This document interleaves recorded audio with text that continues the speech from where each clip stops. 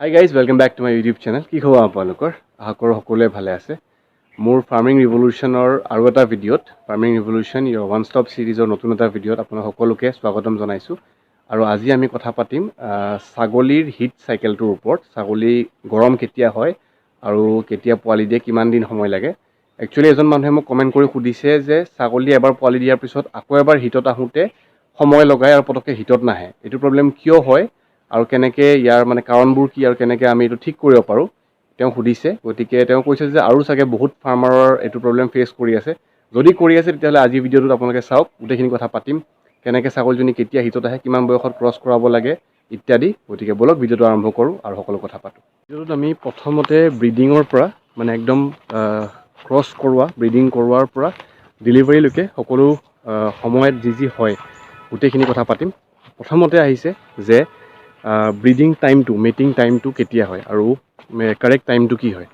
চ' প্ৰথম কথা হ'ল ছাগলীজনী আপোনাৰ বহুত ক্ষীণ বা বহুত বেছি শকত হ'ব নালাগে ব্ৰিডিং কৰোৱাৰ সময়ত। আৰু 2 নম্বৰৰ কথাটো হৈছে যে আপোনাৰ যিটো ওজন ছাগলীজনীৰ সেইটো আপোনাৰ 70% to 75% অফ এডাল্ট ৱেইট, মানে একদম যিটো মেচিয়ৰ যিটো ছাগলীজনী ডাঙৰ হৈ যাব তাতকৈ 70% মান মানে ৱেইটটো হ'ব লাগে, ওজনটো যেতিয়া আপুনি প্ৰথমটো মানে ক্ৰছ কৰাব, ফাৰ্ষ্ট ব্ৰিডিংটো। আৰু থাৰ্ড পইণ্টটো হ'ল যে আপোনাৰ বয়সটো 7 পৰা 10 মাহ হ'ব লাগে যেতিয়া ক্ৰছ কৰোৱা যায়, মানে যিটো চাইণ্টিফিক নিয়ম হয়। অলদো আমাৰ যেতিয়া প্ৰেক্টিকেলত বহুত সময়ত ছাগলীবোৰ সোনকালে ক্ৰছ হৈ যায় যদি পথাৰ লগত থাকে বা তেনেকুৱা এটা হৈ যায়, বাট আমি চাব লাগে যে ছাগলীজনীৰ বয়স এটলিষ্ট মানে 7 পৰা 10 মাহ হৈছে, তাই গাখীৰো থাকে এনাফ আৰু মানে মেচিয়ৰ হয় ছাগলীজনী। ছাগলীজনী গৰম কেতিয়া হৈছে, নেক্সট পইণ্টটো হ'ল যে ছাগলীজনী গৰম হ'লে কেনেকৈ গম পাব, হিট চিমটমবোৰ কি হয়। ফাৰ্ষ্টটো হ'ল যে ছাগলীজনীয়ে চিঞৰে, বহুত চিঞৰা আৰম্ভ কৰে, লগতে নেজডাল খুব সঘনাই লৰাই থাকে আৰু যিটো পেচাব কৰা জেগা আছে, যিটো ভেজেনেল অপেনিং আছে, সেইটো মানে অলপ এনলাৰ্জ হৈ যায়, গাহৰিৰ নিচিনাই হয়, ডাঙৰ হৈ যায় আৰু ৰঙচুৱা হয়, পিংকিছ কালাৰ হয়। গতিকে এইবোৰ আৰু অলপমান হোৱাইট বা বিজল এনেকুৱা পৰিব আৰম্ভ কৰিব পাৰে। গতিকে এইবোৰ পইণ্ট চাব লাগে। ছাগলীজনী যদি অলপমান মানে উচপুচাই আছে বা চিঞৰ বাখৰ কৰি আছে বা বেলেগ ছাগলীৰ ওপৰত মাউণ্ট কৰিছে, উঠিছে, এনেকুৱা ধৰণৰ, তো এইবোৰ পইণ্ট চাব লাগে যেতিয়া মানে তেতিয়া আপুনি গম পাব যে ছাগলীজনী গৰম হৈছে। এই লক্ষণসমূহ 36 পৰা 48 ঘণ্টামান থাকে হিট অহাৰ পৰা। আৰু লগতে খোৱা লোৱাও কমাই দিয়ে, এইটো এটা পইণ্ট হয়, খোৱা লোৱা কমাই দিব পাৰে। কিছুমান ক্ষেত্ৰত নকমাবও পাৰে, কিন্তু যদি মানে এই আগৰ পইণ্টবোৰ যিখিনি মই ক'লোঁ সেইখিনিৰ লগতে যদি খাদ্যও কমাইছে খোৱাটো, তেতিয়াও গম পাব যে হিটত আহিছে। আৰু অভাৰঅল মানে ছাগলীজনী অলপ ৰেষ্টলেছ হৈ থাকে, অলপ উচপুচাই থাকে, দৌৰা দৌৰি ইফাল সিফাল, চিঞৰ বাখৰ। গতিকে এইকেইটা পইণ্ট চাব, যেতিয়া এইকেইটা হৈছে তেতিয়া গম পাব যে আপোনাৰ ছাগলীজনী গৰম হৈছে। ছাগলীজনী আপুনি গম পালে যে হিটত আহিছে, গতিকে ইয়াৰ পিছত আপুনি 24 ঘণ্টা পিছত, মানে 24 ঘণ্টাৰ ওচৰে পাজৰে, যেতিয়াৰ পৰা আপুনি দেখিছে লক্ষণসমূহ সেইখিনিৰ পৰা 24 ঘণ্টাৰ ওচৰে পাজৰে আপুনি ব্ৰিডিংটো কৰা দৰকাৰী, মেটিংটো। যদি আপোনাৰ তাত নিজৰ পঠা ছাগলী আছে, নিজৰ যদি মানে ব্ৰিডাৰ আছে, তেতিয়াহ'লে সেইটো দি ক্ৰছ হৈ যাব। আৰু নহ'লে আপুনি আজিকালি এতিয়া চিমেনো পায় ছাগলীৰ, গতিকে চিমেন দি আপুনি মেটিংটো কৰাই দিব পাৰে। এটা ব্ৰিডাৰ, এটা মতা ছাগলী আপোনাৰ 20 পৰা 30 জনী ছাগলীৰ কাৰণে যথেষ্ট হয়, মানে ইমানকেইজনী ছাগলী পৰ্যন্ত ই মানে ক্ৰছ কৰিব পাৰে। এটা দি 20 পৰা 30 জনী ছাগলী ক্ৰছ কৰোৱাৰ পিছত আপোনাৰ 145 দিন পিছত, ক্ৰছ কৰোৱাৰ দিনৰ পৰা 145 দিন পিছত বা 5 দিন আপ ডাউন প্লাছ মাইনাছ হ'ব পাৰে, ছাগলীজনীয়ে পোৱালি দিব। চ' গেষ্টেশ্যন যিটো পিৰিয়ড হয় সেইটো হয় আপোনাৰ 145 দিন প্লাছ মাইনাছ 5 দিন, 150 দিনো হ'ব পাৰে বা 140 দিনো হ'ব পাৰে, তাৰ মাজত দিব মানে মুঠতে। তো এইটো আমি পিৰিয়ডটো চাব লাগে। আৰু ইয়াৰ মাজত আমি ছাগলীজনীক ভালদৰে খাদ্য দিব লাগে, কেঁচা ঘাঁহ, গছৰ পাত আৰু লগতে এটা প্ৰটিন কণ্টেণ্ট থকা দানা অলপ ডেইলি দিয়াটো দৰকাৰী। ডিপেণ্ড কৰে আপুনি ছাগলীজনী এৰি দিছে নে বন্ধ আছে, আপোনাৰ ছাগলীবোৰ বন্ধ থাকে নে এৰা থাকে। যদি এৰা থাকে তেতিয়া বহুত সময়ত বাহিৰত বহুত ঘূৰি পেলাই সিহঁতে ঘাঁহ চাহ খায়, কিন্তু যদি অলপ বন্ধ অৱস্থাত থাকে তেতিয়াহ'লে বহুত দৰকাৰী যে আপুনি খাদ্যটো ভালকৈ দিছে। যদি ছাগলীজনী নিউট্ৰিশ্যনটো ভালকৈ পাই আছে তেতিয়া পোৱালিকেইটাও ভাল হ'ব স্বাস্থ্যটো। গতিকে ব্ৰিডিং কৰাৰ পিছত ছাগলীজনী যাতে মিনাৰেল মিক্সাৰ পাইছে নে নাই, যদি আপুনি মিনাৰেল মিক্সাৰ দিছে, দিব লাগে, মিনাৰেল মিক্সাৰ অলপ দিব পাৰে। আৰু লগতে ভালদৰে খাদ্যটো খাইছে নাই সেইটো চাব, গছৰ পাত হওক, ঘাঁহ হওক বা দানা হওক, এইটো ডেইলি লেভেলত সিহঁতক লাগে, ঘাঁহ আৰু গছৰ পাত আৰু দানা অলপ।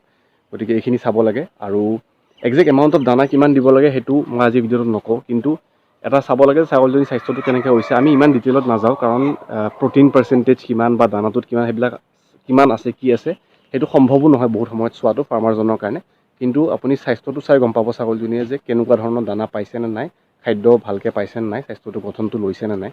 গতিকে সেইবোৰ বস্তু চকু দিব আৰু তেতিয়া আপোনাৰ পোৱালিটো ডেলিভাৰীৰ সময়ত কোনো অসুবিধা নোহোৱাকৈ ভাল পোৱালি হ'ব আৰু পোৱালিকেইটা যদি ভাল হয় তেতিয়া ছাগলী ফাৰ্মখন আগবাঢ়ি যাব, এটা ভাল গ্ৰ'থ ল'ব। এতিয়া আমি মেইন কথাটো পাতোঁ, যিটো হ'ল আপোনাৰ এবাৰ পোৱালি দিয়াৰ পিছত আকৌ এবাৰ পোৱালি দিওঁতে বা হিট আহোঁতে কিয় ডিলে হয়, কিয় সময় লাগে। কিছুমান ফেক্টৰ থাকিব পাৰে, কিছুমান কাৰণ থাকিব পাৰে। সেইটো কাৰণে এটাটো হৈছে যে নৰ্মেল যিটো সময় লাগে ছাগলী এজনী এবাৰ পোৱালি দিয়াৰ পিছত আকৌ এবাৰ হিটত আহোঁতে, সেইটো এটা ফেক্টৰ থাকে, ফাৰ্ষ্ট ফেক্টৰটো, যিটো হ'ল আপোনাৰ মানে পোৱালি এবাৰ দিয়াৰ পিছত আকৌ এবাৰ হিটত নৰ্মেলি আহোঁতে কিছু সময় লাগে। সেইটো আপোনাৰ এমাহমান সময় লাগিব পাৰে।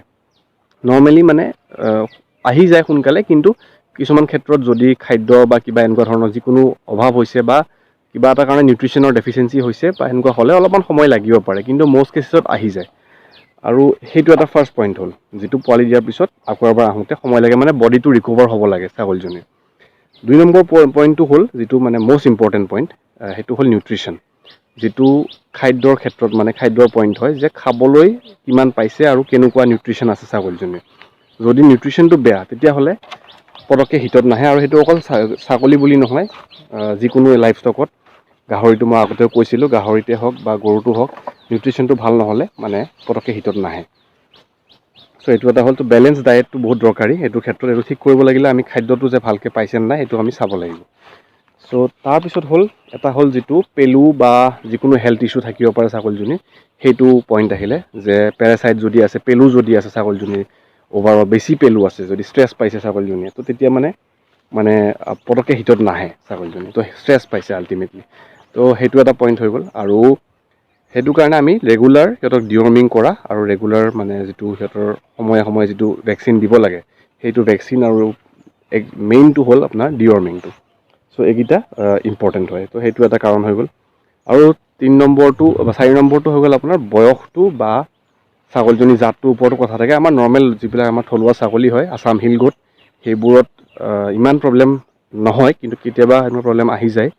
চ' তাৰ ভিতৰত যিটো বয়স আৰু মানে ব্ৰীডৰ কথা আহিল, জাতৰ কথা আহিল, সেইটো এটা পইণ্ট হৈ গ'ল।